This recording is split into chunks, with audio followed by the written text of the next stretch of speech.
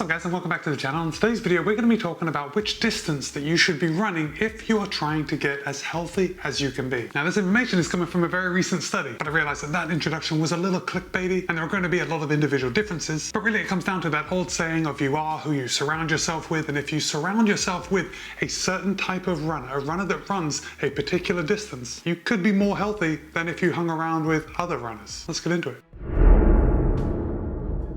Oh, and this is the weekly running and training vlog where the main purpose of this video is for you to tell me about your week of running. I want to hear about your successes and I definitely want to hear about those setbacks. With that said, I came across an article in nature.com and the article is titled Health Status of Recreational Runners Over 10 Kilometers Up to Ultra Marathon Distance based on data of the NERMI Study Step 2. So ultimately, this study looked at a group of 245 runners. There were 141 females and 104 males, which is actually a pretty nice ratio considering the normal ratio of males to females that we see in a lot of these studies. Now, I do have to point out that the study was completed by the participants submitting an online survey. And of course, when we give someone an online survey to complete, we have to take that data with a pinch of salt. Now, the researchers did take this into account by including control questions, but still, sometimes people are known to exaggerate the things that might make them look a little better and may also downplay the things that may not make them look quite as good. So the study looked at the health status of these participants using 8 criteria. And these 8 dimensions were separated into health-related indicators and health-related behaviors. For the health-related indicators, we looked at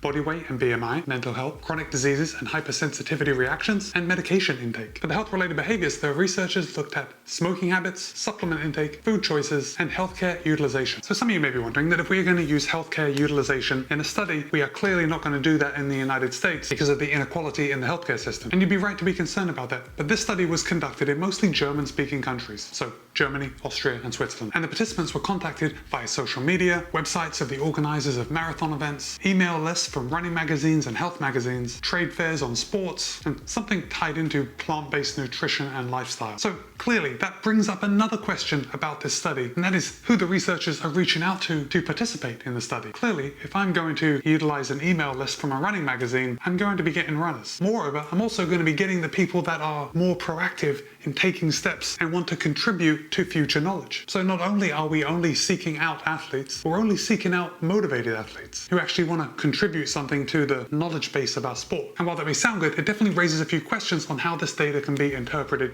to the whole population. So the study participants were separated into 3 groups. We have 10K runners, half marathon runners, and marathon up to ultra marathon runners. And guys, I am going to provide a link to this study in the show notes below, so if you want to go ahead and read the entire study, the link is down there for you. But let's get right into the results. Oh, I should tell you the numbers of the participants that were categorized into different distances. For the marathon and ultra marathon distance, we had 65 participants. For the half marathon, we had 89 participants, and for the 10K distance, we had 91 participants. Taking the population as a whole, 44% of the participants followed a omnivorous diet, 18% followed a vegetarian diet, and 37% followed a vegan diet. And that's generally what happens when you reach out to a plant-based publication in order to get your participants. It's going to be a lot of vegetarians and vegans in that group. I'm not sure how important this is, but 34% of the participants had a university degree and 67% of the participants were married or living with a partner. As far as the reasoning goes that the participants gave for their reason for running, 54% said running was a leisure activity, 36% said they ran for sports achievement, and 10% of the runners said they ran for health concerns. Let me know in the comments what your reason is for running. Leisure,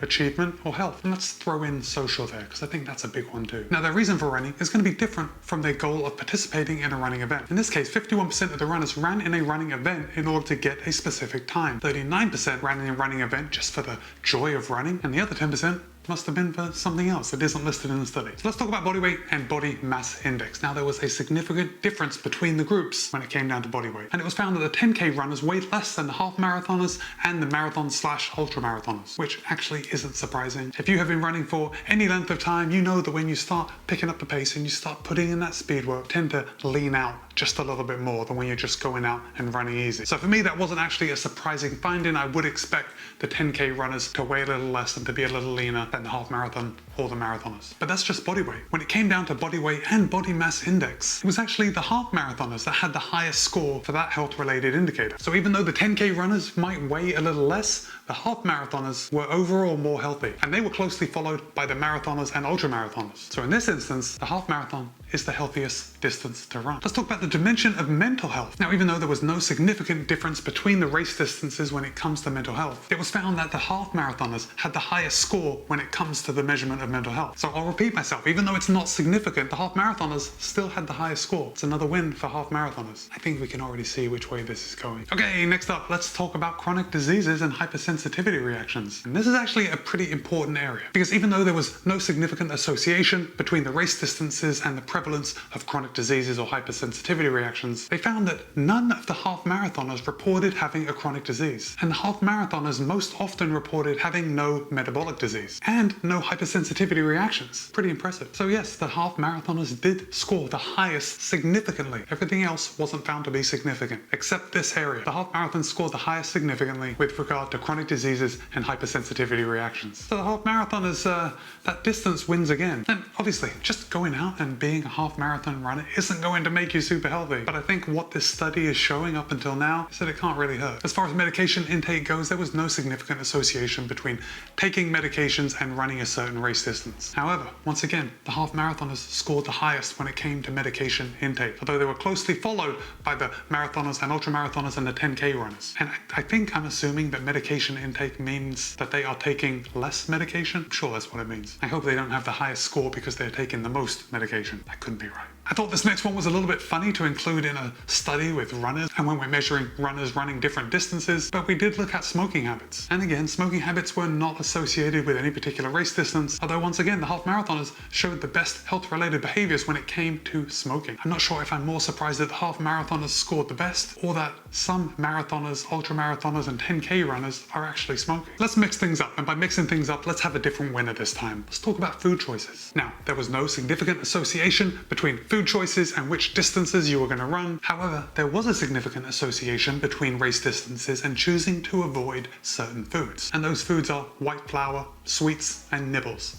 I can only assume that nibbles means snacks. If you're watching this from Germany, do you call snacks nibbles? Let me know. And guess which runners of which distance avoided all three of those vilified food items? White flour, sweets, and nibbles. It was the 10K runners. The 10K runners avoided all those bad foods more so than the half marathoners and the marathoners slash ultra marathoners. Again, not really surprising. If you're a 10K runner, you're going to be running fast. You're going to be a little more concerned about your weight, I think. At least that's how I would justify it. I don't know. Let me know if you have a different take. Okay, next up is healthcare utilization. And I guess we have to assume that everyone has access to the same healthcare. Otherwise, they really wouldn't have measured this. But it was found once again that the half marathoners scored the highest when it came to healthcare utilization. And get this, the marathoners and ultramarathoners scored the lowest. And I guess I can kind of justify this and make sense of it in my mind. I'm thinking of like a grizzly old ultra runner out there just going out and running for 24 hours straight. They don't really care about going to the doctor. They will just suck it up and keep on going on. So guys, I want to know what you think about this study. What do you think about the results? It appears that half marathoners as a whole population, or at least this small sample size of the population, are the most healthiest. Can we say that? I don't know. At least the participants are recording behaviors that indicate that they are healthier than 10K runners or marathon and ultramarathon runners. I know that whenever I'm talking about which distance is the best, I tend to fall back to say that the half marathon distance is probably the best just because of the amount of time it takes to train for a half marathon and how you can excel at it, and you're running enough where you're getting some serious health benefits. I don't know. Did any of these results surprise you? I guess what surprised me was later in the discussion part of the study, the researchers said that less than 2% of endurance runners actually smoke, and that's across all race distances. And still, less than 2% means more than 1%, and I found that absolutely shocking, that many endurance runners still smoke. Anyway, I had a pretty good week of running. A pretty good week of running because, for the most part, my plantar fasciitis is feeling remarkably better. Now, when I say it's feeling better, I am still feeling it pretty much at all times, but the intensity at which I'm feeling it has reduced by a huge amount. And this week, I've actually been running on a pretty consistent basis. And most importantly, it hasn't been getting worse after I became more consistent and had a slightly higher week of running than I have the past 3 weeks. Anyway, started off on Monday with 6.2 miles, very easy. And that just goes to show how nothing's changed. I love starting my week off with a nice easy run. Tuesday, I took a day off. But then on Wednesday, I was feeling pretty good and I went out and I knocked out 7.2 miles. And it was a very easy run, but towards the end of that run, I did include 10 30-second pickups. So I would say by pickups, I mean I picked up the pace up to about 5K pace, I would guess, for that 30 seconds. Then I took a 30-second recovery and did it again. 10 times. And because I felt so good after doing those pickups, on Thursday I decided to do just a little workout. Thursday is normally the day that I do my tempo runs, so this Thursday I knocked out 7.2 miles in total, but I warmed up for 2 miles, I did 4 miles at tempo pace, and then I cooled down for 1.2 miles. Now admittedly that tempo pace was a little slower. I'm not sure how much that has to do with the temperature, the humidity, or perhaps losing a little bit of fitness or at least leg speed in the last couple of weeks of not running or very easy running. Friday was 9.3 miles, very easy, and I broke up that 9.3 miles into several different runs just because I was changing my shoes, but the total was 9.3. And then on Saturday I did the same thing. I knocked out a total of 8.4 miles, but ultimately that was 4 2.1 mile runs just out and back from the house, coming home, changing the shoes, going out again. Then on Sunday I went to downtown Sarasota, met up with the local running group, and I knocked out a total of 12 miles. And that run was a little hard. By hard, I mean intensity. It turned out to be a progression. Of course, I didn't know it at the time. When I looked back at my splits on Strava, I saw that it was a progression, but I was running with some guys that were a lot faster than me. And sometimes that's what it takes if you want to do better. You hang out with people that are better. And with that run on Sunday, it brought my week's total to 50.42 miles or 81 kilometers thereabout, which I'm actually not mad at. Pretty happy with that week. So hopefully this is the way things are going. Hopefully my plantar fasciitis is only going to get better. Keep your fingers crossed for me. Guys, thanks for staying all the way to the end of this video. If you're still here, why don't you go ahead and put the cowboy emoji in the comments so I know which one of you viewers are the true contenders. Be kind, be happy, run well. I'll see you in a couple of days.